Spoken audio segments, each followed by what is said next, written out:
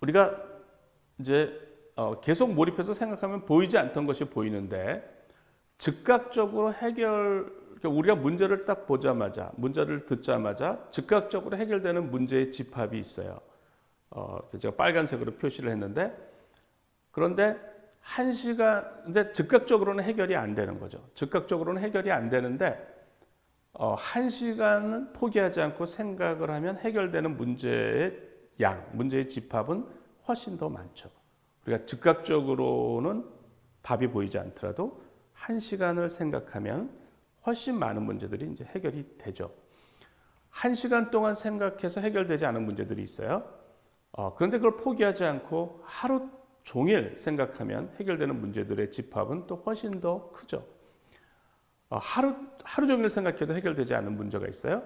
그것을 일주일 동안 생각하면 이제 해결되는 문제의 집합은 또 훨씬 커요. 훨씬 많죠. 일주일 동안 생각하지 않은 문제도 있을 수가 있죠.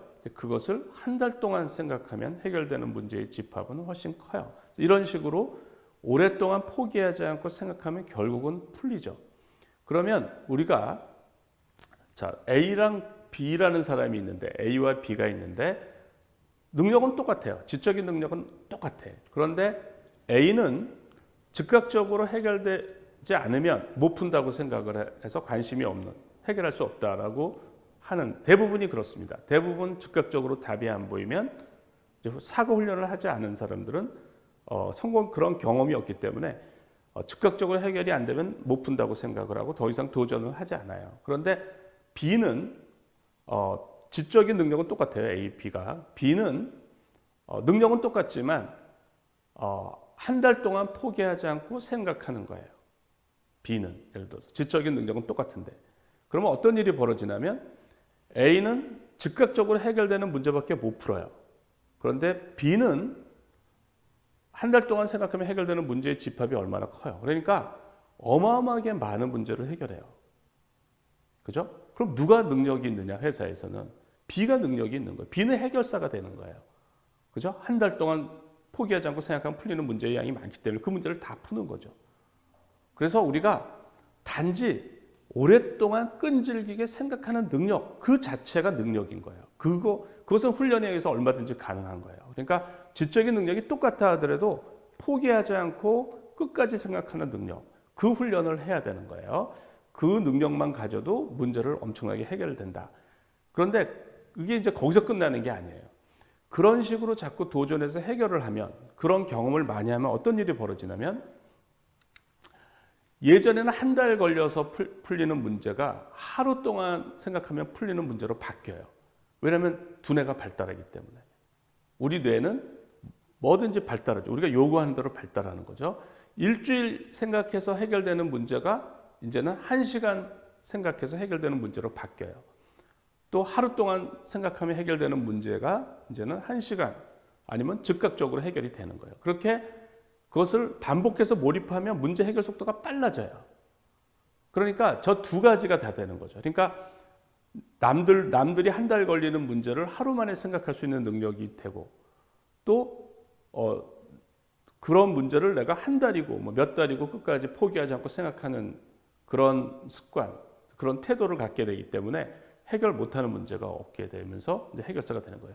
그런 사람이 능력이 있고 창의적인 문제 해결 능력이 있는 거예요. 그래서 우리 교육에서는 이렇게 교육을 해서 이런 사람들을 배출을 해야 되는 거예요.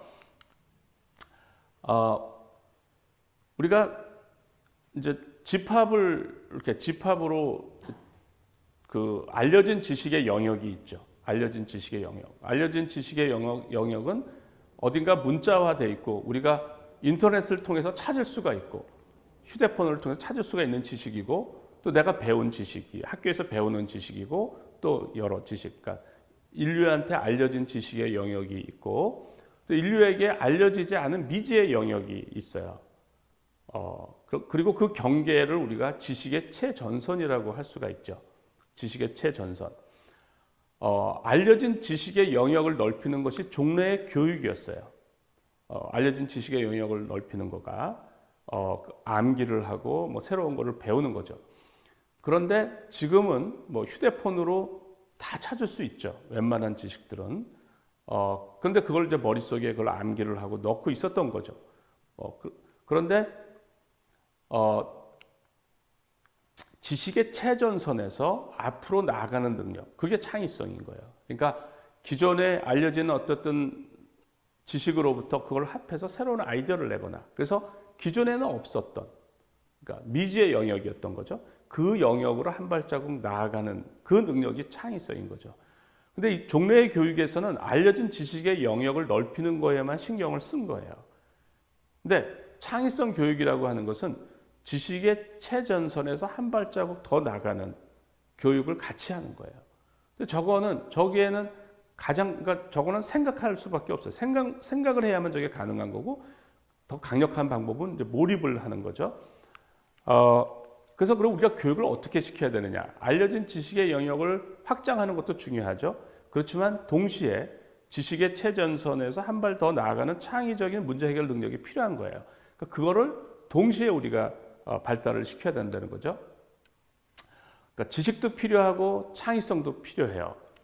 그러니까 지식과 창의성을 동시에 이제 습득을 해야 되는데, 제가 제안하는 방법이 뭐냐면, 알려진 지식의 영역이라도 해답이나 해설에 의존하지 않고 스스로 해결하면 지식의 최전선에서 도전하는 효과가 있다는 거예요. 그러니까 이미 알려진 지식의 영역이라도 내가 그러니까 그걸 해답이나 해설을 보면 저는 전혀 교육 효과가 없다라고 자꾸 얘기를 하는 거예요. 그거를 학원에서 그걸 해설하는 강의를 듣거나 이런 거는 전혀 의미가 없는 거다. 그게 엘빈 토플러가 말하는 필요 없는 지식이다라는 거예요. 필요 없는 지식이다. 그런데 그것을 스스로 해결하면 내 입장에서는 답을 모르니까 지식의 최전선에서 한 발자국 더 나가는 그 훈련이 되는 거예요. 그러니까 스스로 터득하는 공부가 되는 거죠. 스스로 터득하는 공부가 되기 때문에 우리가 공부 방법만 조금 바꾸면 되는 거고, 교육 방법만 조금 바꾸면 되는 거예요.